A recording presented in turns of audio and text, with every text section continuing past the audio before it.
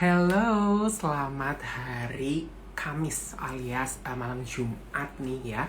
Dan selamat juga untuk memulai bulan Aprilnya. Hari ini adalah tanggal 1 April, betul kan ya? Aku takutnya salah nih gara-gara kalau misalnya kita udah lagi, walaupun it's not a holiday yet, but kita tuh sekarang masih pandemi. Gara-gara aku juga masih stay at home, jadi kadang suka lupa tanggal. Tapi yes, we're already in the beginning of April. Dan besok itu akan ada Good Friday, jadinya pastinya libur. Jadi aku ucapkan dulu sama teman-teman selamat long weekend buat teman-teman yang mungkin misalnya kerjanya udah mulai WFO atau mungkin tetap WFH tapi tiap hari harus mantengin laptop, capek juga ya. Jadinya aku ucapkan dulu selamat long weekend, gara-gara besok bisa mungkin yang biasanya bangun di jam 6, jam 5 langsung mandi menghadapi macet, atau mungkin bisa bangun jam 8 sih, cuma langsung buka laptop, langsung on Zoom, langsung fully 100%. Kadang-kadang susah ya, jadi kayak untuk besok dikasih waktu istirahat sedikit sepertinya enak gitu. Jadi aku ucapkan dulu Happy Good Friday buat teman-teman yang merayakan, dan juga selamat libur juga, long weekend buat semuanya gitu. Nah, memulai bulan April nih, 1 April itu biasanya there's this joke that going around adalah April Fool's Day. Di hari dimana kadang-kadang itu teman-teman kita, aku nggak tahu ya kalau circle teman-teman, tapi kayak biasanya tuh banyak yang melakukan pranks atau jokes towards each other, apalagi kalau misalnya di awal-awal April. Nah, kalau aku personally ya, aku tuh orang itu rada kurang suka sih sebenernya dikerjain atau mungkin di surprisein ulang tahun aja aku deg-degan. Tapi aku nggak tahu ya, mungkin teman-teman di sini ada yang menemukan thrillnya dari dikerjainnya gitu. Nah, April Fools ini pun juga there's a lot of lying involved di dalam situ gitu. Banyak kebohongan yang kayak pura-pura ini, pura-pura itu gitu kan biasanya ya. Nah, oleh karena itu nih, hari ini kita bakal ngediscuss bareng-bareng, mengenali lebih dalam lagi sebenarnya what is lying, what is deception, what is the theory behind it, psikologinya apa. Jadi kalau misalnya ngomongin bohong tuh nggak main-main. And by the way, not to mention, bohong itu tuh range-nya besar banget nggak sih? Dari misal kita sesimpel yang kayak kecil-kecil doang sama-sama temen, misalnya kayak tadi pagi aku beli kopi loh, kopinya tuh kopi pip yang harganya mahal. Contoh ya, padahal aku mah seduh kopi aja yang 5.000. Bohong kecil. Sampai yang ucuk-ucuk bohong besar yang berhubungan dengan pekerjaan atau mungkin relationship. Tuh, lying atau berbohong alias deception. Sampai belibet ya, tapi deception itu kadang-kadang itu range-nya banyak. Dah, kita hari ini bakal kupas tuntas semuanya sama Kak Naomi Tobing. Nah, aku kenalin dulu nih. Sebelum nanti kita invite juga kakaknya yang menemani kita hari ini untuk ngobrol dan memberikan kita sumber-sumber yang pastinya akurat dan gak main-main ya, dan tanpa hoax-hoax, adalah Kak Naomi Tobing. She is a clinical psychologist, part of Lighthouse Indonesia, Scoliosis Care, dan juga currently managing Malam Minggu Siko dan juga Set Your Mindset. Jadi nanti kita bakal ngobrol-ngobrol bareng sama dia. Sebelumnya aku pengen ngingetin juga teman-teman di sini yang malam ini udah antusias banget nemenin mungkin sambil relax di rumah, sambil nungguin GoFood-nya datang, atau mungkin lagi makan, bisa mungkin langsung tulis-tulis pertanyaan yang asik-asik di sini biar kita tahu teman-teman kira-kira pertanyaan apa nih tentang berbohong. Jadi kalau misalnya udah mulai 1 April, mungkin kalian bisa jadinya deg-degan nih dikerjain atau dibohongin. Jadi mungkin tanya-tanya, Kak, gimana sih caranya, misalnya cara tahu teman kita lagi bohong atau lagi jujur tuh gimana? Boleh, ini kita obrolin bareng-bareng ya kan, daripada dikerja-kerjain kadang-kadang suka takut gitu. Mending kalau ngerjainnya dikit-dikit, kalau ngerjainnya yang kayak ekstrim aku aja mikirnya deg-degan gitu. Jadi gitulah kita kira-kira pada hari ini ya. Nah, along the way juga kita juga bakal nanti kira-kira bahas juga nih tentang April Fools ini, gara-gara ya memang hari ini diadakan live tentang Psychology of Lying biar kita tahu gitu.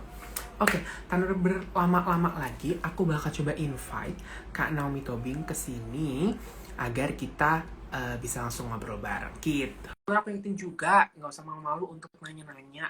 Kalau misalnya itu, kalau pengen anonim, ntar tanda kurang aja anonim, biar aku nggak sebut namanya. Tapi teman mungkin bisa kelihatan username-nya kali ya, cuma nggak apa-apa. Biar nanti kita terhindar dari, biar tahu gitu, kebohongan-kebohongan yang mungkin terjadi ketika April Fools. Halo Kak Naomi. Halo, Selamat malam. Bentar ya, aku coba. malam. Kedengeran nggak Oke, suaraku? kedengaran. Mata kakak mendengar suaraku dengan Oke, jelas kah? yes, denger kok. Oke, sebelumnya Kak, sebelum kita ngobrol-ngobrol tentang Psychology Mhm, of Lying, aku pengen nanya dulu nih, Kak Naomi, gimana nih, mhm, sudah memasuki bulan keempat dari 2021. mhm, mhm. Selama ini gimana nih? impressionnya ke 2021 atau mungkin sekarang current state of well-being itu kira-kira gimana kalau boleh di-share ke teman-teman sahabat berproses? Current state-ku kah? Atau Iya, yang orang-orang? kakak Oke. ini sekarang aja. Kalau aku sih udah mulai adaptasi ya dengan Mm-mm. pandemi ini ya. Jadi udah mulai sekarang malah adaptasi baru lagi karena udah mulai banyak kegiatan di luar kayak udah mulai WFO. Kalau dulu kan kayak full Mm-mm. WFH.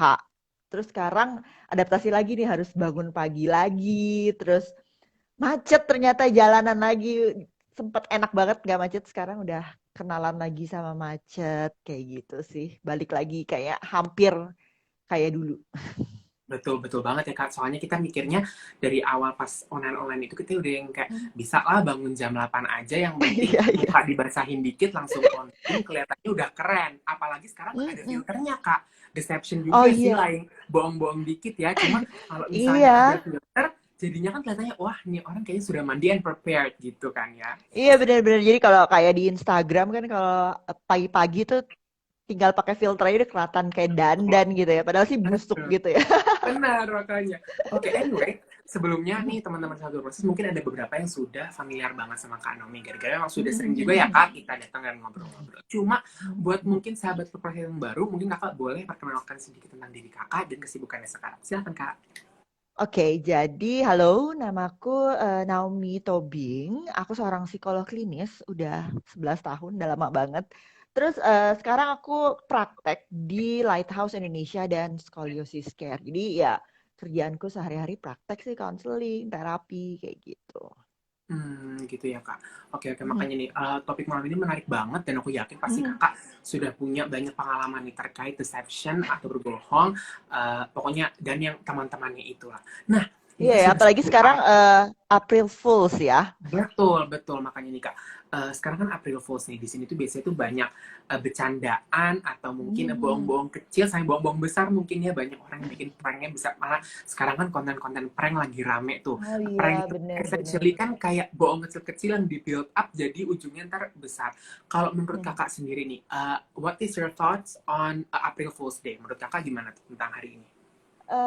Sebenarnya kan konteksnya untuk lucu-lucuan ya, tapi itu dia nggak semua orang tuh suka di-prank sebenarnya karena kadang-kadang makin kesini sebenarnya pranknya tuh makin kreatif, makin besar, jadinya tuh makin nggak antara benar atau bohong tuh kita nggak bisa bedain gitu dan kadang-kadang bohongnya tuh benar-benar untuk sesuatu yang sebenarnya sensitif gitu misalnya ada yang kayak diculik lah atau apalah kayak gitu itu kan sensitif bukan yang tujuan lucu-lucuan lagi gitu itu yang akhirnya jadi benar-benar aku sih masuk ke April tanggal 1 April ini tuh kayak oke aku tidak akan mempercayai semua berita sebelum ada link resminya karena lumayan kayak sebelum-sebelumnya tuh lumayan percaya jadi kayak kesel gitu habis itu dibohongin walaupun memang tujuannya cuma bercanda sih. Iya benar-benar gara-gara kalau aku personally memang circle aku dan kayak misalnya kayak nuclear family aku tuh sebenarnya juga kurang suka tuh Kak namanya dari mulai surprising misalnya kayak ulang tahun surprise aja kurang suka Oh apalagi ya, dikerjain yang ada harinya buat ngerjain tapi kita tidak bisa hindari benar-benar gara-gara sosial media sekarang banyak ya mungkin kayak beberapa public benar. figure atau mungkin beberapa brand Mhm, menggunakan April mhm. Fool's Day ini untuk misalnya target marketing jadi sebenarnya kita pengen Iya, ngumpat dari April Fool's Day ini susah ya sekarang semuanya iya, sudah iya, benar, benar, benar. Karena udah aku persiapkan aja kayak hari ini aku tetap kena April Fool's Day. iya bener-bener aku juga jadinya ngeliat-liat berita yang lucu-lucu tuh kayak ini lucu beneran apa lucu bohongan nih aku ntar kayak Iya, wow apa nih ternyata ini benar. deception gitu kan oke nah karena kita memang di sini ngobrolinnya dari sisi psychological gitu ya nah kalau dari kakak sendiri yang kakak tahu tuh sebenarnya apa sih teori psikologi yang mendasari tentang kebohongan ini gitu. Oke, sebenarnya kebohongan itu kan salah satu bentuk komunikasi Hmm. gitu dari ada pemberi informasi, ada penerima informasi. Pemberi informasinya berbohong itu ada dua hal sih, untuk memberi impresi atau untuk memberi info yang salah. Tujuannya dia bisa mendapatkan sesuatu atau dia bisa menghindari sesuatu kayak gitu. Tapi ada juga bohong yang bukan cuman karena dia suka bohong aja, tapi memang bohong yang akhirnya jadi gangguan, yang dia memang tidak mau berbohong, tapi automatically dia bohong gitu. Jadi ada bohong yang normal, biasa-biasa aja, atau juga bohong yang gangguan gitu. Jadi motifnya juga, misalnya ada bohong yang gunanya tuh untuk melindungi orang banyak, atau ada juga bohong yang demi kepentingan kita sendiri, kayak gitu sih.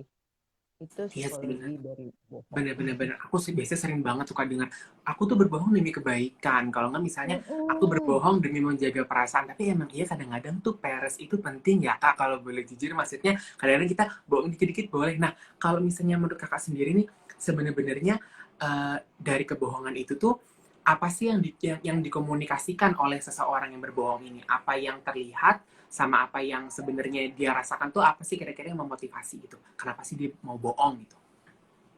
Ya, ya itu tadi, karena dia tuh mendapatkan,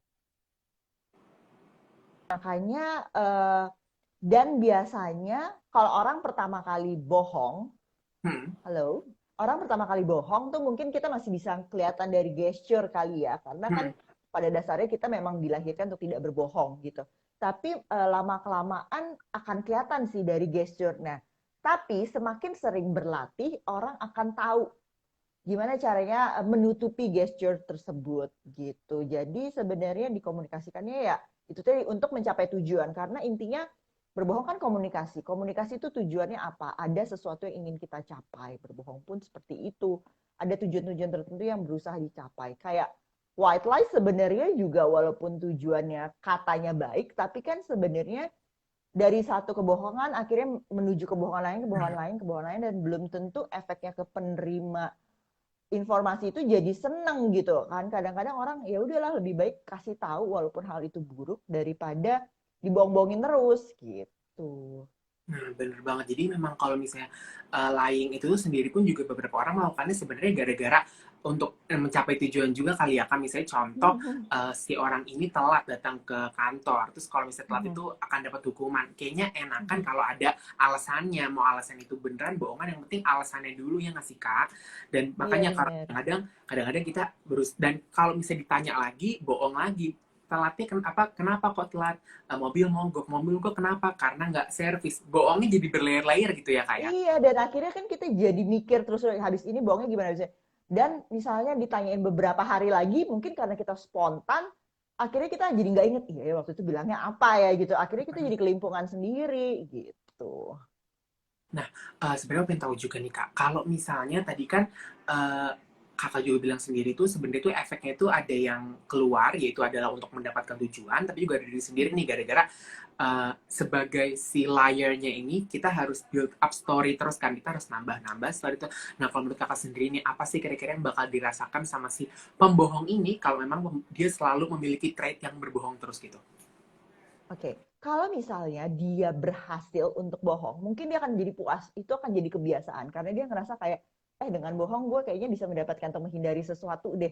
Mendingan gue bohong aja atau jadi nggak dihukum. Jadi dia bohong. Tapi sebenarnya tergantung juga lingkungannya, tergantung juga gimana dia dibesarkan. Apakah Hmm. eh, kejujuran itu jadi salah satu value gitu. Kalau misalnya Oh, orang iya. tuanya pun sudah melakukan white lies atau suka bohong-bohongin, kita kan kecil suka dibohongin, awas ya nanti tiba-tiba apa ya, nanti Kalau makannya nggak habis, nasinya oh nangis iya, gitu kan, iya Pak. nasi nangis. Kita kan suka melakukan kebohongan, kita Bener, nggak bener, nyadar bener, itu bener. kebohongan gitu. Tapi karena sudah terbiasa, kita merasa bahwa oh nggak apa-apa kalau bohong yang demi kebaikan untuk membentuk sesuatu yang baik, jadi boleh. Jadi kita merasa ya wajar bohong. Tapi kan ada orang yang value-nya bahwa jujur itu penting, nggak mau bohong sama sekali kayak gitu. Jadi tergantung gimana cara dia dibesarkan, value-nya gimana, ada hasilnya nggak bohong itu. Kalau biasanya ada hasil dan dia mencapai sesuatu, dia akan mungkin mengulang-ulang lagi jadinya.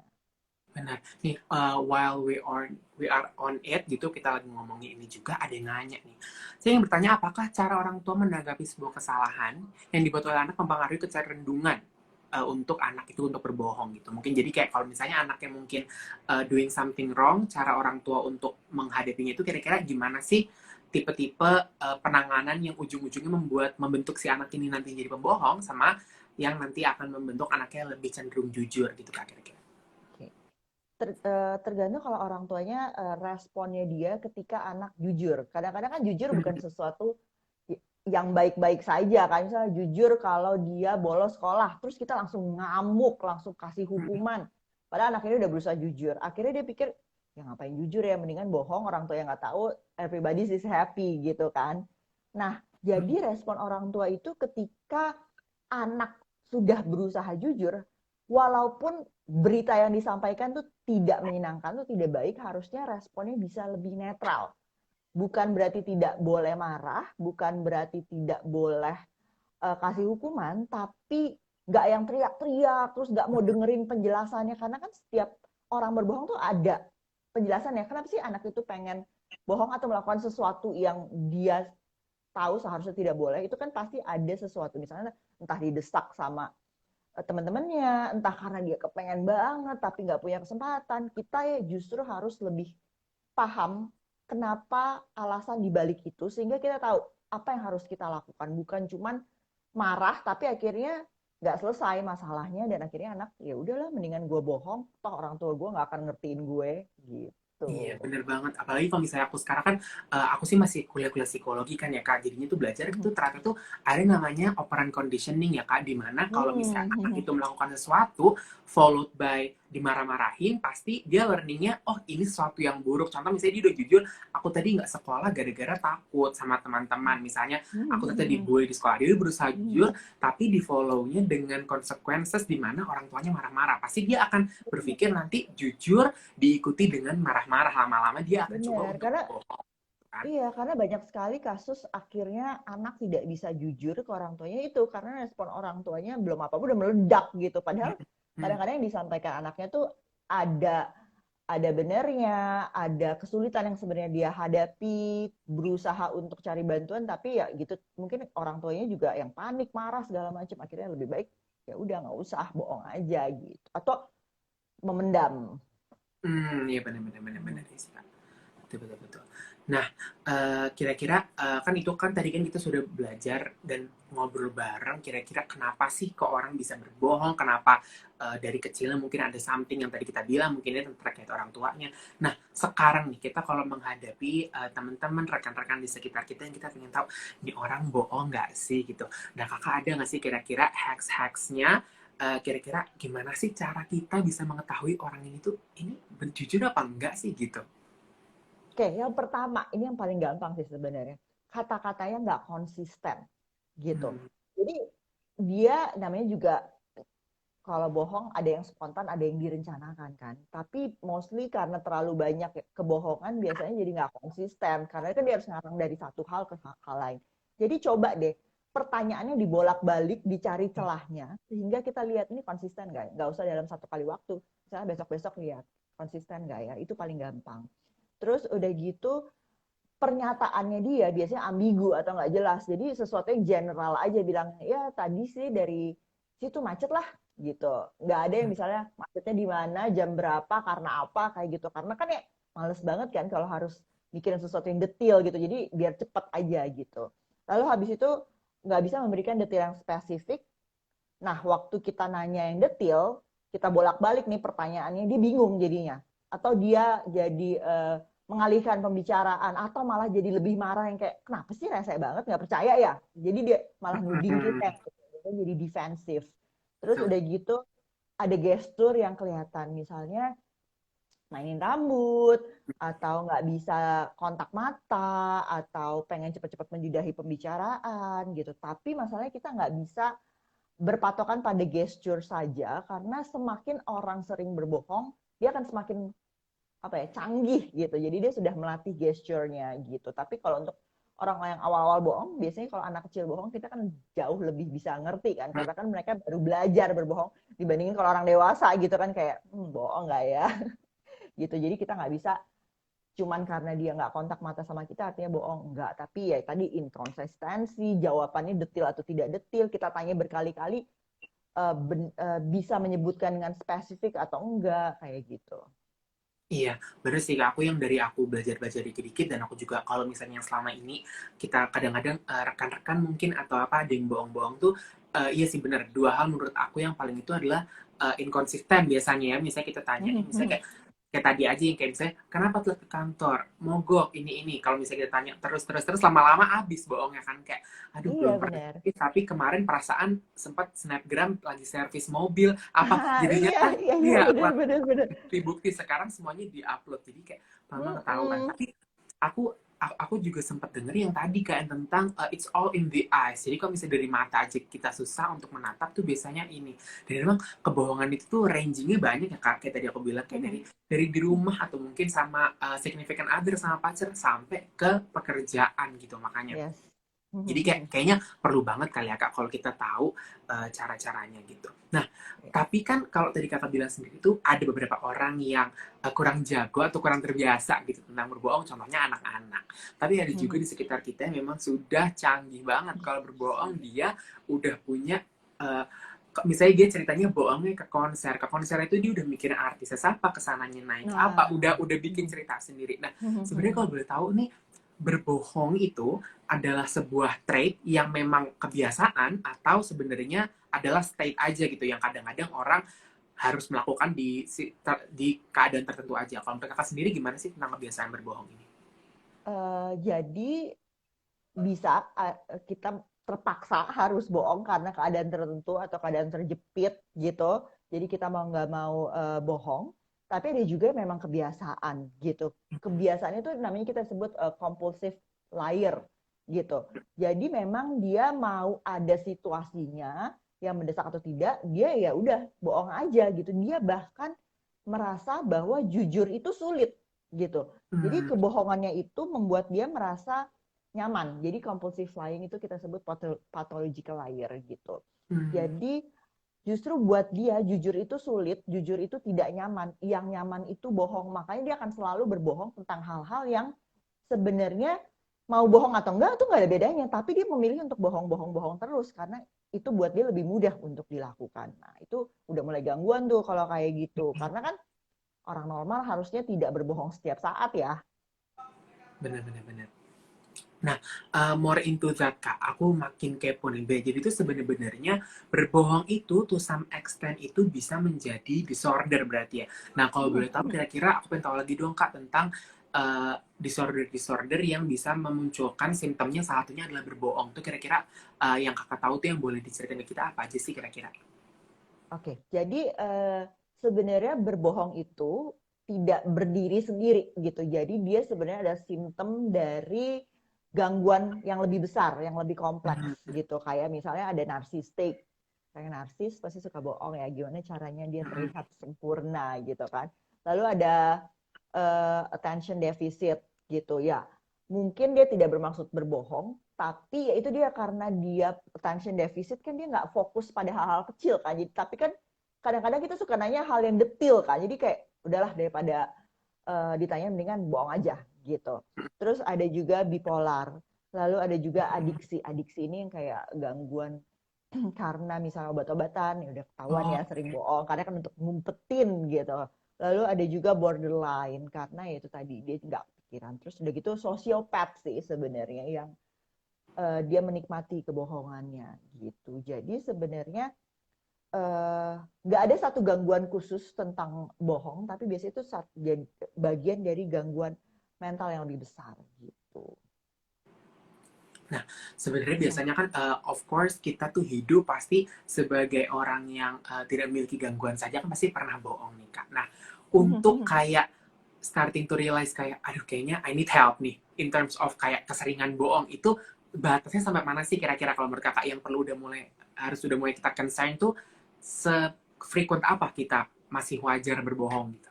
Oke, yang pertama kita fokusnya ke gangguan. Gimana sih yang kita anggap gangguan? Jadi other than that berarti dia normal. Yang pertama, mereka sering bohong tentang semua hal, tentang banyak hal yang tidak ada bedanya antara dia bohong dan tidak bohong.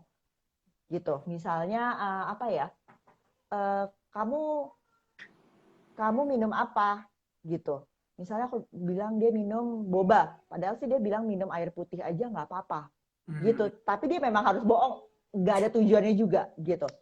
Lalu udah gitu biasanya mereka cari perhatian. Berbohong itu untuk cari perhatian kayak orang narsistik itu berbohong untuk cari perhatian. Lalu habis itu mereka ceritanya selalu berubah gitu Hmm. karena nggak bisa keinget kebohongannya apa aja, tapi dia akan selalu nutupin dengan kebohongan lain. Lalu mereka menolak mengakui kalau mereka bohong. Jadi walaupun dari konfrontasi mereka jauh lebih marah dan menganggap kalau itu tuh bagian dari kejujuran kok gitu. Jadi mereka nggak bisa membedakan bohong dan jujur. Terus udah gitu eh ya tadi nggak bisa kontak mata, segala gesturnya beda, gugup, lebih canggung. eh itu sih biasanya. Hmm. Sebentar Oke, dulu ya, sebentar. it's okay. Kita sambil lihat-lihat pertanyaan. Karena banyak nih teman-teman yang udah mulai nanya-nanya, nanti kita bakal bahas. Oke, bareng-bareng sama Kak. Nih, Sorry, sorry. Oke, it's okay, iya Kak, nggak apa-apa. itu yang disebut pathological liar. Kalau kita bohongnya kayak masih sekali-sekali, terus masih ada tujuan lah dari berbohongnya. Misalnya supaya orang tua nggak marah deh, supaya misalnya ini masalahnya nggak jadi lebih besar deh. Itu kan ada tujuan baik ya, walaupun sebenarnya nggak boleh. Itu masih dianggap bohong yang normal. Tapi kalau kita sangat-sangat menikmati kita bohong, nah itu udah mulai jadi sign sih bahwa kayak ada sesuatu deh sama kita. Kok kita bisa menikmati ya kita bohong gitu. Benar nih, makanya tadi kakak sempat touch around a little bit about kalau misalnya bohong ke orang tua nih. Nah, pas banget dari pertanyaan, menurut kakak bohong meskipun itu untuk aktivitas yang baik ke orang tua yang memang strict nih, itu gimana sih?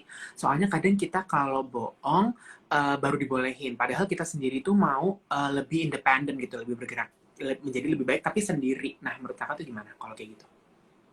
Oke, jadi itu lebih ke sebenarnya komunikasi kita sama orang tua nggak baik, ya kan? Makanya mau nggak mau shortcutnya adalah kita bohong gitu kan, daripada ribet gitu, mendingan kita bohong.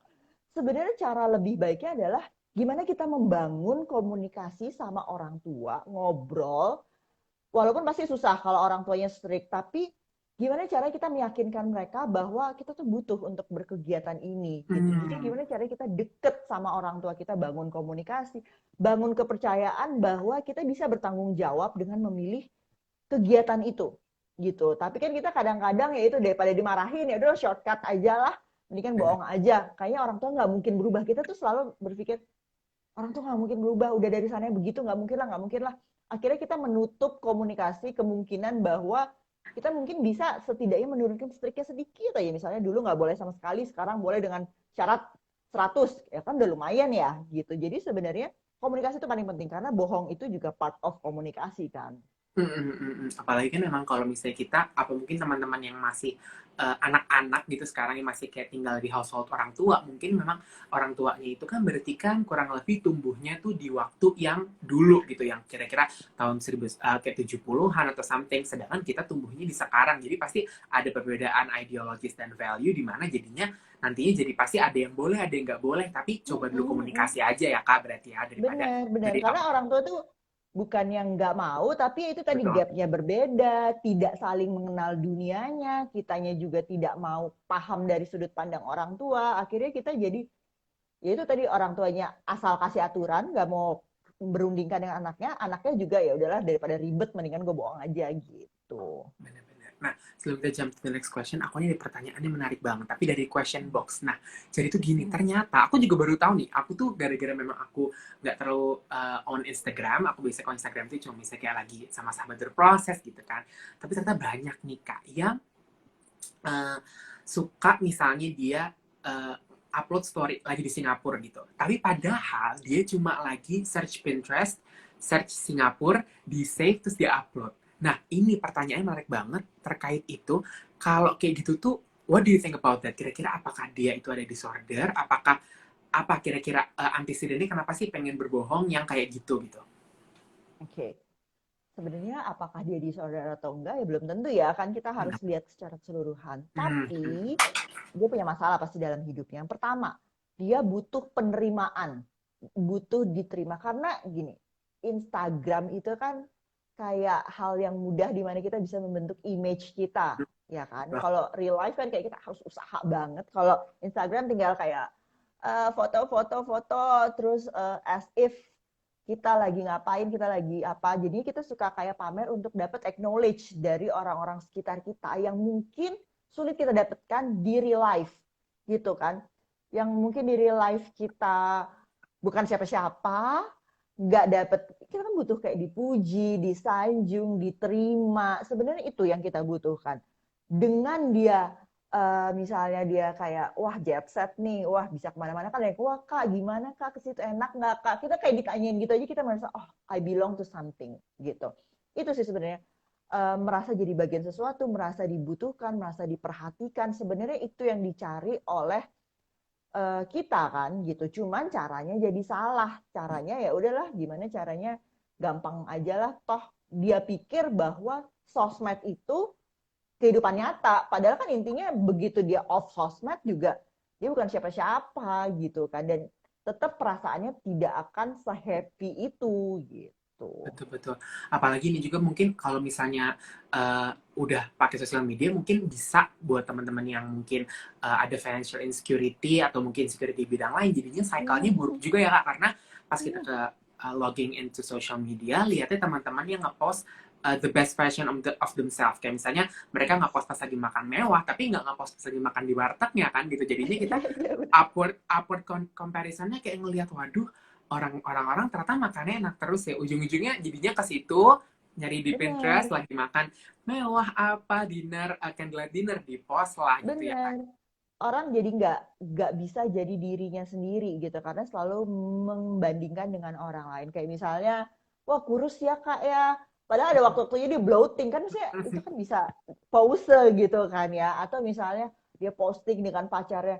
Karena banyak akhirnya orang yang konseling dengan kenapa ya dia kok bisa bahagia banget, dia tuh happy dengan keluarganya, dia posting dengan pasangannya terus kayak yang lovey-dovey caption saling bales gitu, tapi kan who knows di belakangnya gitu kan. Betul, Jadi betul, betul. orang menganggap bahwa akhirnya standarnya harus seperti itu tanpa melihat gimana sih orang mencapai sampai ke situ, ada strugglingnya nggak, atau jangan-jangan itu ya tipu-tipu aja gitu.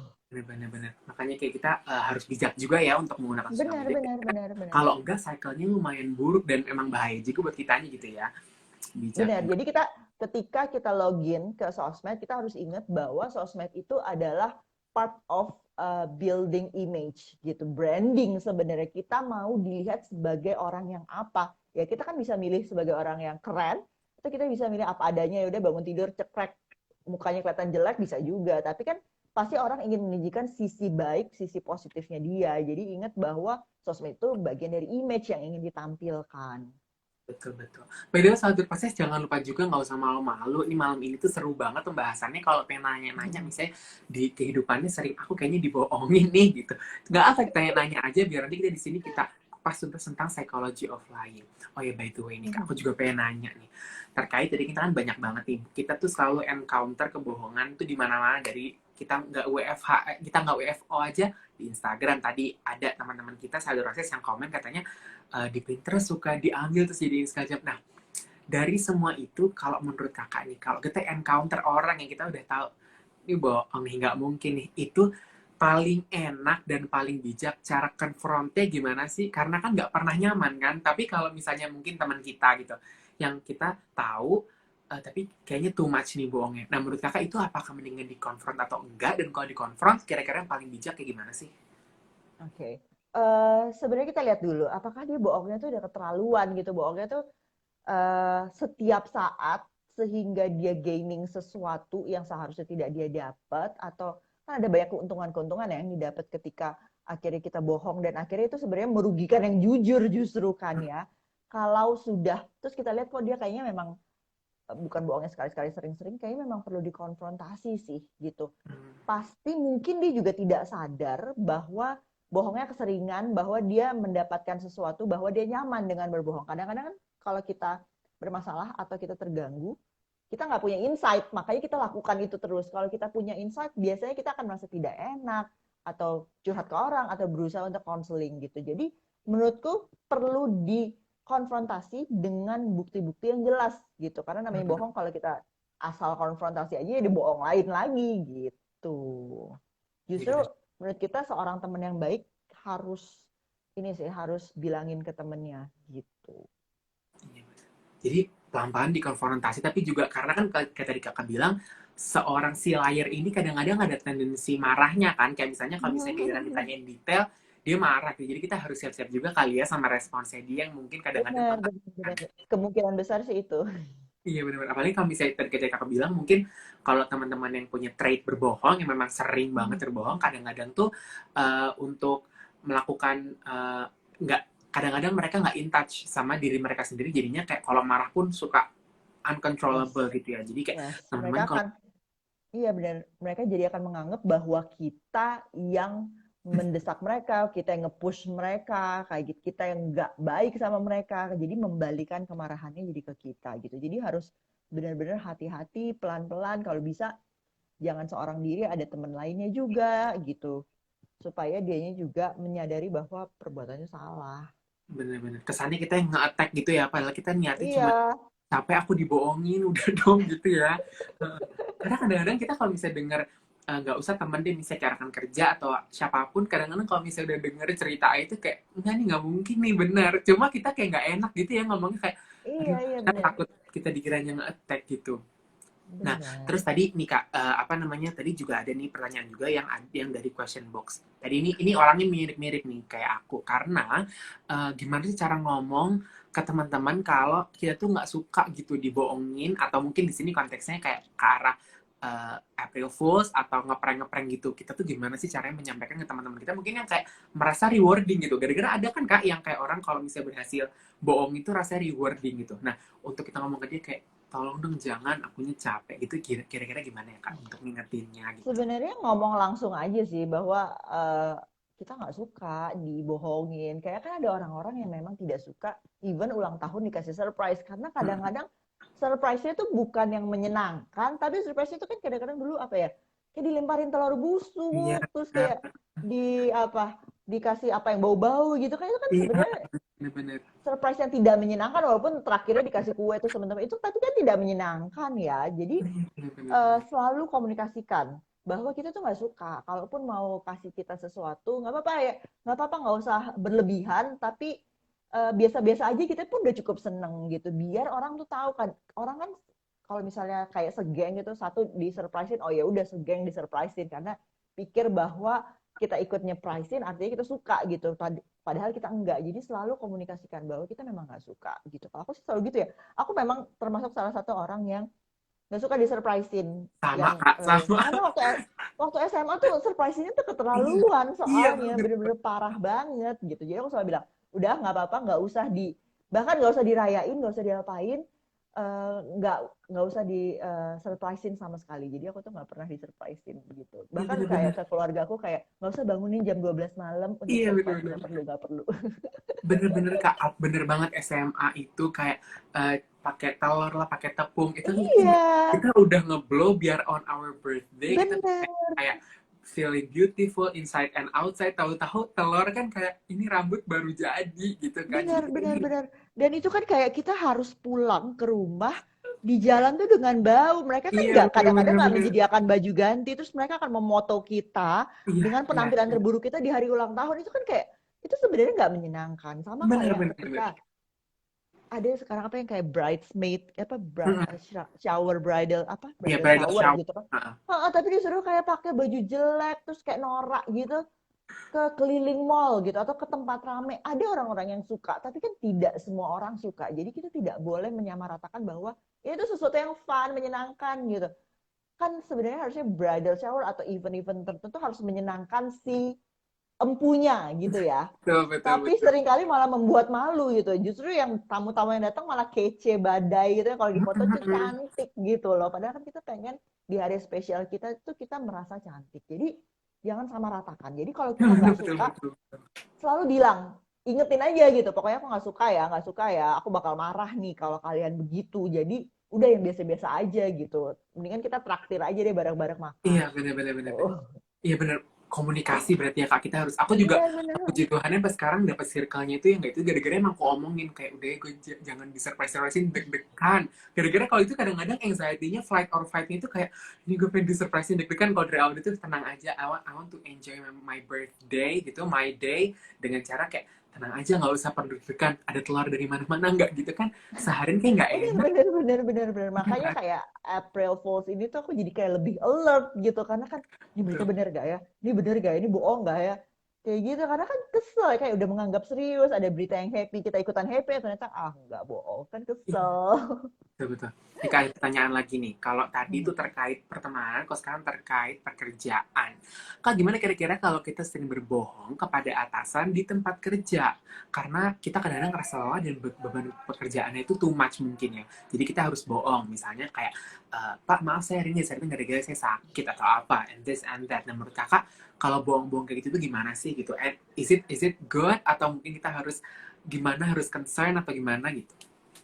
Kalau menurutku, ya tadi harus dikomunikasikan. Kita jelasin ke atasan Hmm. kita, beban kita tuh seberapa banyak sehingga kita kesulitan untuk kerja sekarang gitu. Misalnya, bukan berarti kita jadi melakukan excuse, nggak. Kita kasih data gitu. Ini beban kita nih kerjanya A sampai Z, waktunya tuh cuma 3 hari. Ini tuh nggak mungkin. Progresnya sampai mana sekarang? Kalaupun ini bakal selesai, saya butuh berapa lama? Kasih tahu bukti-bukti yang dulu. Ini nih dengan kerjaan sebanyak ini dulu tuh saya butuh segini segini segini. Sekarang misalnya orang yang dikurangin, tapi deadline-nya tetap sama. Itu kan nggak mungkin. Kadang-kadang kan atasan tuh banyak pikiran kan. Pasti kerjaannya juga load-nya lebih banyak dari kita. Eh, harus berhubungan dengan orang banyak. Mereka tuh nggak bisa paham satu persatu kalau kita juga diem gitu. Jadi selalu atau kita bantu delegasikan ke teman kita. Kadang-kadang nggak enak, sering perasaan nggak enak itu yang bahaya sih menurut kita. Betul. Nggak enak nanti nambahin kerjanya dia, tapi kita nggak pernah nanya. Jangan-jangan dia dengan senang hati membantu gitu. Selalu komunikasikan ke atasan, ke teman kerja, apa yang bisa dibantu, apa yang bisa kita delegasikan. Kadang-kadang saking nggak enaknya kita mengerjakan hal yang sebenarnya tugas orang lain daripada nyusahin orang lain, tapi kan kita jadi nyusahin diri sendiri. Atau ada situasi-situasi di rumah yang menuntut fokus kita, misalnya orang tua sakit, kita harus ngurusin dulu, tapi kita nggak kasih tahu atasan. Jadinya kan atasan mau nggak mau tetap ngasih tugas, padahal sebenarnya beban fokus kita ada di tempat lain gitu. Jadi usahakan deh atasan tuh soal jujur, karena banyak atasan yang sebenarnya mau mengerti, yang nggak sadar bahwa kita tuh udah kelelahan, kita tuh punya beban. Pasti kan inti dari akhirnya adalah performa kerja yang baik. Pasti kan dia pengen performa kerjanya baik.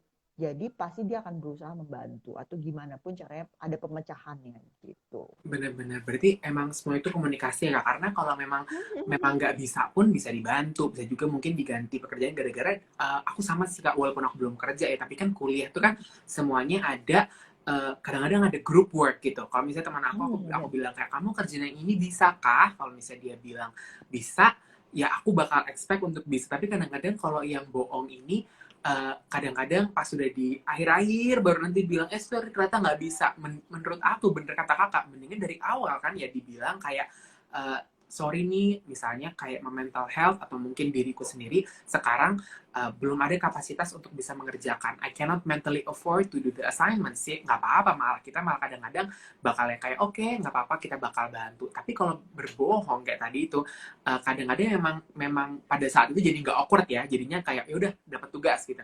Cuma nanti di ending pasti apa capek di akunya, apalagi nanti perlu di follow up sama konfrontasi yang berbohong pun juga nggak enak ya, Kak, pastinya kayak ada negatif Benar, feeling. akhirnya jadi merugikan banyak orang kan. Kita punya ekspektasi karena dia sudah menyanggupi gitu. Kita ekspektasinya tugas selesai, tapi ternyata nggak selesai. Akhirnya ketambahan tugas lagi dong dari orang yang tidak mengerjakan. Padahal sebenarnya entah perusahaan, entah teman-teman pasti akan mengakui, misalnya aku lagi mental breakdown, aku butuh waktu off deh. Kita pasti memaklumi banget, oh ya udah nggak apa-apa kita kerjain bagian kamu gitu kan. Karena kita nggak, kayaknya harusnya sih manusia yang normal pasti akan memaklumi masalah-masalah atau beban Betul. yang dialami. Karena kan manusia bukan robot ya. Tidak Hmm. mungkin kayak dikasih tugas akan selalu lancar setiap saat. Ada ups, ada downs. Gimana caranya kita memahami ups and downs dan saling membantu sebenarnya. Betul, jadi gitu deh, sahabat berproses. Harus ingat juga, we are human after all. Jadi pasti Hmm. ada limitationnya juga kan. Jadi kalau misalnya memang sudah tidak bisa, uh, apa mungkin kayak afford to do some stuff, to do some assignment untuk melakukan bahkan misalnya memang kayak memang kerjaan gitu nggak apa-apa dikomunikasikan aja daripada berbohong Benar. gitu kan ya, Kak. Benar. Nah, Dan jangan tiba-tiba ngasih taunya. Kan orang betul, jadi kayak betul. kesel gitu. Kalau dia kasih tahu dari awal, kita kan bisa manage gimana mendelegasikan tugas ini dengan baik gitu. Jadi kita juga Jangan demi orang nggak marah, akhirnya kita kayak udah nanti aja kasih tahu deh, nanti aja gitu kan. Akhirnya tetap aja kan endingnya jauh lebih marah justru. Betul, betul. Berarti aku pengen ngingetin lagi nih, kita soalnya kayak udah heading towards the end. Teman-teman, salurais jangan malu kalau pengen nanya. Kalau misalnya misalnya lagi di perkuliahannya, sekolahnya, internshipnya mungkin, atau mungkin di hubungannya lagi merasakan kayak, ini kayak ada kebohongan-kebohongan yang kayaknya kalau misalnya pengen nanya ke sini bisa, biar kita coba-coba cari-cari siapa tuh ketemu sarannya. Tapi sambil nunggu nih Kak, sebenarnya aku yakin pasti di sini ada beberapa atau mungkin dari kita sendiri untuk jadinya kepikiran kayaknya I lie too much, kayaknya udah kebanyakan hal-hal bohong yang aku bilang. Nah, apa sih kira-kira stepnya yang kayak biar bisa berhenti mengurangi nih frekuensi berbohongnya itu? Kalau menurut kakak sendiri gimana? Yang pertama, belajar untuk mampu mempertanggungjawabkan apa yang kita katakan gitu kan, karena kan dia selalu lolos dengan apa yang dia bohong ini, akhirnya dia ngerasa gaining something gitu, jadinya tidak Hmm. belajar bertanggung jawab kan, dia kan pasti menghindari sesuatu gitu. Jadi belajar bahwa sebenarnya kita akan dapat sesuatu yang jauh lebih baik dengan kita jujur, belajar untuk bertanggung jawab, bahwa kalau kita tidak jujur itu artinya tidak bertanggung jawab. Terus kayak tadi, compulsive lying itu kan dari kebiasaan, habit. Habit itu kan dilatih kan, dari satu kebohongan ke kebohongan lain. Jujur itu pun dilatih gitu. Jadi Hmm. start small gitu. Jadi jangan yang kayak, aku nggak boleh bohong hari ini. Semakin kita bilang kayak gitu kan, semakin kita jadi pengen bohong gitu. Tapi belajar untuk mengatakan sesuatu seperti apa adanya. Misalnya kalau ditanya, apa kabar?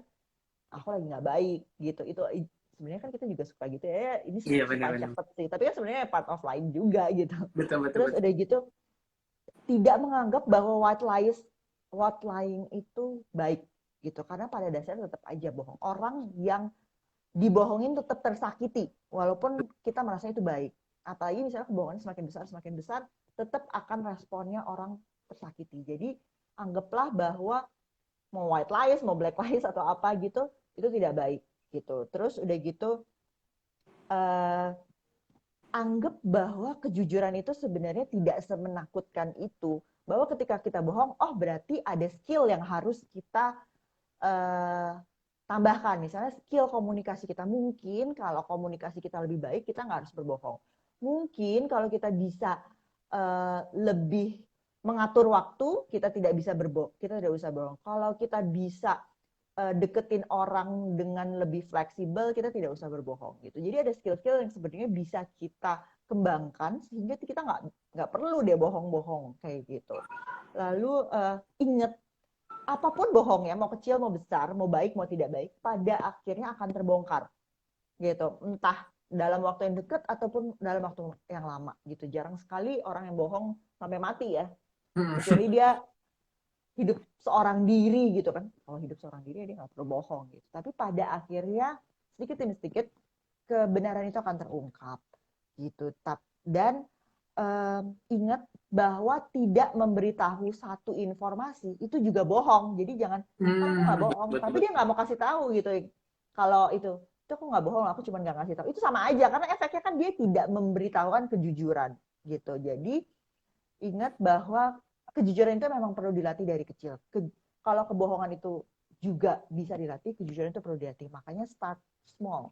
Berusaha untuk jujur, termasuk jujur sama perasaan sendiri gitu. Betul, betul banget. Karena kadang-kadang bisa kayak simpel, apalagi pas kemarin sebelum pandemi atau mungkin teman-teman juga di sini udah mulai hanging out, tapi tetap stay safe ya teman-teman. Kadang-kadang tuh belum OTW dibilang OTW padahal baru masuk kamar mandi. Itu aja yang bohong kecil gitu. Jadi ntar lama-lama ketahuan kan, apalagi sekarang udah ada aplikasi yang kayak Zenly, Find My Nah, iPhone. Ujung-ujungnya ketahuan. Jadi mendingan dari awal ngomong aja, bener. "Saya maaf, saya baru bangun, saya," gitu aja mendingan jujur ya Kak, biar Iya, nanti juga iya. apa dynamic pertemanannya juga terpupuk bahwa nggak emang tidak dipupuk dari suatu kebohongan gitu. Jadi kayak walaupun kecil-kecil white lies pelan-pelan kurangin gitu ya kayak. Bener, soalnya kan kalau dia bohong ini, tunggu ya OTW gitu. Kan kita nungguin ya, nungguin jangan-jangan dia datang, jangan-jangan dia datang. Mendingan dia bilang, oh sorry ya baru bangun, tapi 30 menit lagi sampai, kan kita jadi bisa tahu, oh 30 menit kita mau ngapain ya, mendingan kita kayak ke toko buku, atau makan dulu cemilan, kan kita juga nggak membuang-buang waktu gitu jadinya. Jadi kalau kita bohong, kita juga bisa jadi nggak respect sama orang lain. Benar. Dan nggak cuma ke yang dibohongin juga, misalnya teman-teman di sini kayak deep down dengerin obrolan kita hari ini kayak jujur gue sering bohong gitu. Pasti kan suka nggak enak ya Kak kalau misalnya udah lagi ketahuan, apalagi sekarang ada apa jejak media segala macam kayak tadi contohnya misalnya bohong tentang Pinterest, tinggal di reverse search udah ketahuan kan. Jadi kayak eh, Mm. rasa nggak enak itu dihindarinya dengan cara ya nggak usah bohong dari awal nggak sih Kak? Bener, bener. Sebenarnya tanya aja ke diri sendiri, kenapa sih kita perlu impress orang segitunya? Apa yang kita cari? Gitu. Justru misalnya kita cari apa ya? Jangan-jangan itu bisa kita dapatkan bukan cuma dengan bohong, tapi dengan cara lain gitu. Jadi sebenarnya cari tahu kenapa kita berbohong. Lalu ya mungkin kita juga perlu konseling karena sebegitunya banget sih kita perlu impresi orang lain gitu. Benar. BTW ini kita ada thoughts dari Kayona nih. Ada pengaruhnya dengan budaya masyarakat kita karena memang belum bisa terima jawaban apa adanya. Kesannya nggak sopan, terlalu jujur. Misalnya kayak contohnya kayak tadi sorry baru bangun di segala macam. Emang iya Kak, kayak budaya peres-peres alias bohong-bohong kecil itu demi menjaga perasaan itu di budaya kita emang sering banget ya. Bener. Bener, Makanya bener. Itu salah satu ya yang aku bilang tadi. Anak kecil pun udah dari kecil dibohong. Awas nanti nasinya nangis.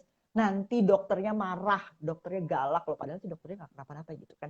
Jadi ya itu tadi. Kitanya tuh sebenarnya tidak mau membuat effort untuk melakukan komunikasi gitu kan. Jadi akhirnya kita ya itu shortcut marah gitu. Dan itu akhirnya berkembang.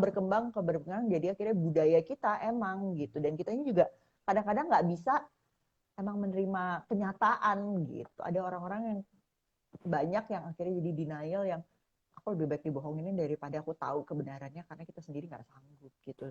iya benar. Makanya emang harus dimulai dari kecil sih. Bener. Tadi ternyata pertanyaan katanya benar berarti memang ada culturalnya. Berarti kayak Benar, mungkin benar, benar.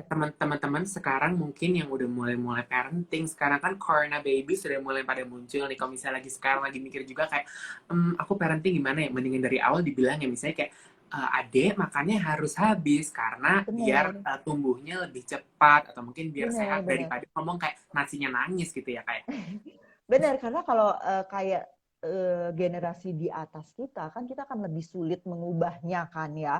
Jadi yang mungkin adalah generasi di bawah kita. Kayak salah satu kebohongannya ya kita kayak, ini sebenarnya tujuannya sopan santun aja, jadi mendingan ya bohong, kayak gitu. Kita ngerasanya sopan santun ya, tapi kan terus-terusan ya akhirnya kita merasa itu sesuatu yang normal, padahal sebenarnya bohong tidak boleh dinormalisasi betul, betul, gitu. betul, betul. Jadi kayak harus pelan-pelan kita juga Hmm, harus cari thresholdnya ya sampai mana sih nyamannya masih yang kayak bohong dalam rangka menjaga perasaan kayak kesopanan sama bohong emang jadinya ujungnya jadi trade gitu. Nah ini ada follow up question berarti harus edukasi dua sisi ya Kak, siap terima kondisi apa adanya dan juga betul. berani cerita apa adanya. Betul, jadi jangan juga expect orang gak bohong, tapi ketika orang sudah jujur, kita ya ngamuk gitu kan. Kita juga harus bisa menerima kejujuran orang. Makanya kejujuran itu, karena bohong itu suatu bentuk komunikasi, kejujuran juga bentuk komunikasi gitu. Pihak sana yang jujur, pihak kitanya juga bisa menerima kejujuran. Jadi kita harus siap apapun itu. Makanya kalau sampai orang harus bohong, mungkin ya kita jadi bagian kenapa dia harus bohong juga. Mungkin dia takut sama kita, jangan-jangan gitu. Jadi kita harus mengubah mungkin lebih banyak senyum. Betul, betul. Nah, ini mungkin last question of the night nih. Tapi ini terkait tentang pacar. Gara-gara tadi kita udah kayak family, kerja. Terus ada juga ada yang ngomongin tentang posting Instagram. Tapi ada juga nih, bagaimana cara menghadapi pacar yang suka bohong dengan alasan kalau jujur nanti marah atau enggak biar cepet-cepet aja gitu. Jadi jawabannya harus bohong. Setiap kali diajak diskusi, pasti terulang terus tuh kayak bohong lagi, marah lagi. Nah, menurut kakak kalau dalam hubungan tuh gimana sih untuk kayak mungkin menyelesaikannya atau mungkin mengurangi kebohongannya gitu? Oke, yang pertama berarti dua-duanya introspeksi diri. Yang pertama dia suka bohong. Yang kedua kita mungkin respon kita ketika dia kasih tahu yang jujur kita yang ngamuk-ngamuk gitu. Atau ketika dia jelasin kita yang nggak percaya. Atau kita selalu nyalah-nyalahin. Kan harusnya nggak gitu, harusnya gini, harusnya gitu gitu. Jadi kita terlalu pushy gitu. Jadi cek deh apakah cara kita berkomunikasi sudah baik atau tidak baik. Seringkali kita berkonflik, uh, ternyata respon kita adalah berusaha nyalahin. Kitanya juga nggak mau memperbaiki diri. Akhirnya ya udahlah gimana cara cepatnya dia bohong aja gitu. Toh kan banyak orang juga dibesarkan, apalagi ini juga termasuk salah bentuk budaya bahwa konflik itu tidak baik. Kita kan suka bilang udah Betul, jangan berantem betul, betul. gitu. Padahal sebenarnya dalam hubungan berantem itu baik kok asal jadi tercapai tujuannya, asal konfliknya itu bisa kita selesaikan, bisa kita kompromi. Makanya berantem itu harus dengan cara yang baik, bukan dengan cara menjatuhkan sama-sama lain. Kan kita berantem kayak gitu kan ya. Kamu yang salah, Betul. kamu yang nggak mau tahu, pokoknya kamu yang salah gitu. Jadinya kita nggak dapat jalan tengahnya daripada berantem kayak gitu. Ya mendingan bohong aja gitu. Jadi selalu Betul, introspeksi betul, betul. kedua belah pihak gitu. Itu berarti kayak tetap lihat inside diri sendiri dulu ya. Betul, we have still a little bit of time, dan ini ada yang pertanyaan yang balik lagi ke tema parenting. Kan kalau tadi kan nakut-nakutin kan harus dikurangin nih. Berarti kira-kira kalau menurut kakak sendiri nih, sejauh umur berapa sih kita udah bisa boleh ngasih alasan rasional? Kayak tadi aku bilang, rather than ngomong nasinya nangis, mendingan ngomong biar kamu tumbuhnya lebih baik gitu. Nah itu kira-kira di umur berapa sih kita udah boleh ngasih alasan rasional? Oke.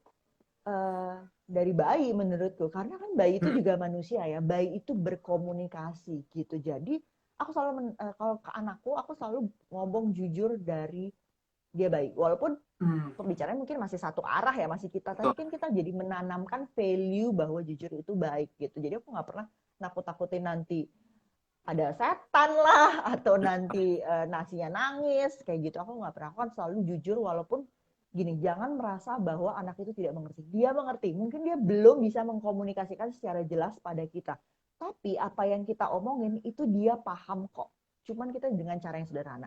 Kayak misalnya kita ngajarin anak kita untuk ngomong mama, kita mama mama mama, pada akhirnya dia jadi ngerti kan, mama Hmm. ini loh mama gitu kan. Jadi dengan cara bahwa awas nanti kucingnya ngamuk, awas nanti ada setan di situ biar kamu nggak ke situ, awas nanti uh, apa, atau nggak, kita kalau anak kita jatuh tuh kayak kita bilang ini lantainya jahat ya kayak gitu kan. Oh iya, benar-benar. Sebenarnya itu kayak contoh-contoh kecil yang anak balita sering lakukan, sebenarnya belajarnya dari kita gitu. Jadi kita tuh dari bayi kita harus belajar untuk jujur sama anak kita gitu, termasuk Benar-benar. sama emosi kita sendiri gitu. Bener-bener. Apalagi kalau aku tuh kadang-kadang kalau lagi di luar, tahu-tahu misalnya ada anak kecilnya nakal-nakal, ntar ibunya itu tuh lihat tantenya, ntar dimarahin loh, galak loh. Iya Tapi kan, takutnya, tapi aku salah apa? benar, apalagi tambah kayak gitu, ntar anaknya takutnya pas tumbuhnya memiliki irrational fear ya, jadinya mungkin anxiety kalau keluar rumah, gara-gara itu Bener, selalu bener. build up gitu ya. Makanya Bener, kayak, akhirnya anak jadi nggak punya confidence kan untuk menghadapi, karena dia ngerasa dunia luar itu terlalu jahat, akan ada seseorang betul, yang menyakiti dia. Padahal kan sebenarnya kita harus menumbuhkan gimana caranya dia berani dan mampu menghadapi orang-orang ini sehingga dia tidak disakiti gitu. Jadi emang karena apa, berbohong itu efeknya kan cepet kan. Misalnya kita nanti betul. ada setan ya, pasti dia nggak ke situ gitu. Mm-mm. Daripada kita ayo sini nanti jatuh nanti kamu, itu kan lebih panjang ya. Kadang-kadang Mm-mm. memang kita cari jalan cepet aja supaya hasilnya cepet, padahal ya nanti jangka panjang hasilnya tidak baik gitu. Bener-bener, Jadi makanya jangan kayak salahin anak bohong, karena kita ngajarin dari kecil ya juga untuk berbohong. bener-bener. Jadi kayak makanya nih teman-teman nih mungkin baru-baru aku tadi bilang kayak corona babies udah mulai muncul nih. Kalau teman-teman mendingan kalau bahasanya itu mendingan later but bigger reward. Apa walaupun pelan-pelan ngasih understanding, cuma nanti akan menjadi anak itu lebih jujur gitu daripada Ya, dari sekarang kita biar cepat enggak itu orang itu sudah ada setan, nanti dia malah menjadi orang yang doyan bohong juga gitu ya. yes, benar. Oke, jadi gitu aja lah teman-teman saya. Terima kasih, obrolan hari ini tuh udah seru banget. Itu tadi dari bohong itu apa, sampai cara berhentiin bohong itu gimana, terus gimana sih kalau misalnya udah lying itu bisa dibilang disorder. Kita juga ngobrolin di setting pekerjaan, parenting, juga relationship with significant other. Jadi aku ucapkan dulu terima kasih banget buat satu lagi semuanya, udah Sama-sama. seru banget. Dan juga makasih banget nih buat Kak Naomi, luar biasa obrolan kita malam ini. Jadi aku lebih ngerti nih, jadi nggak deg-degan. Gara-gara aku emang orang yang nggak doyan surprise dan kebohongan, jadi biar mendingan aku udah tahu dulu kira-kira bohong gimana. Nah, Ya. sebelum menyelesaikan sesi pada malam ini, Kak Naomi kira-kira pengen ada apa nih yang bisa disampaikan ke teman-teman sahabat berproses? Bahwa ingat bahwa mungkin respon yang tidak, mungkin dengan jujur respon orang tuh tidak seperti yang kita harapkan, tapi selalu ingat kebohongan itu hanya akan menimbulkan kebohongan yang lain dan justru akan menyiksa diri kita sendiri, termasuk white lies gitu. Jadi Hmm, jangan berpikir bahwa bohong itu untuk sesuatu yang baik, karena pada dasarnya bohong itu tidak baik dan pasti akan menyakiti orang lain. gitu. Jadi belajar untuk jujur, terutama untuk diri kita sendiri dulu. Baru habis itu kita bisa jujur ke orang lain. Betul, jadi teman-teman di sini ntar kalau misalnya udah besok ada pergi jalan, pelan-pelan mulai dulu. Kalau lagi masih di kamar mandi, masih megang gayung, jangan bilang sudah OTW, oke? Iya Nah, bener. bener-bener, jadi gitu aja teman-teman. Oh ya, by the way, aku pengen ngingetin juga nih buat saat proses yang lagi nonton. Aku pengen ngingetin nih, bulan April ini kita punya webinar yang seru-seru banget. This month is all about career. As early as Sabtu besok tanggal 3 April kita bakal ada webinar tentang branding gitu, tentang brand yourself through your style. Terus juga tanggal 9 April ada fixing your overload problem at work. Kayak tadi kakak bilang, daripada kita bingung gimana ngadepin atasan dengan cara berbohong, mending kita tahu dulu nih caranya untuk fixing our overload problem at work. Terus juga ada tanggal 17 ada kenapa sih kadang-kadang why is our job making us not happier. Terus juga tanggal 24 ada choosing your career path. Terus juga teman-teman juga jangan lupa juga untuk cek ruang berproses karena banyak banget program-program baru yang seru-seru dari support group peer counselor dan masih banyak lagi. Oke gitu aja, terima kasih banget aku ucapkan sekali lagi pada Kak Naomi. Teman-teman sahabat proses jangan lupa untuk stay safe, melakukan protokol 3M, memakai masker, menjaga jarak, dan mencuci tangan. Segitu aja, happy holiday. Terima kasih, bye-bye. Bye.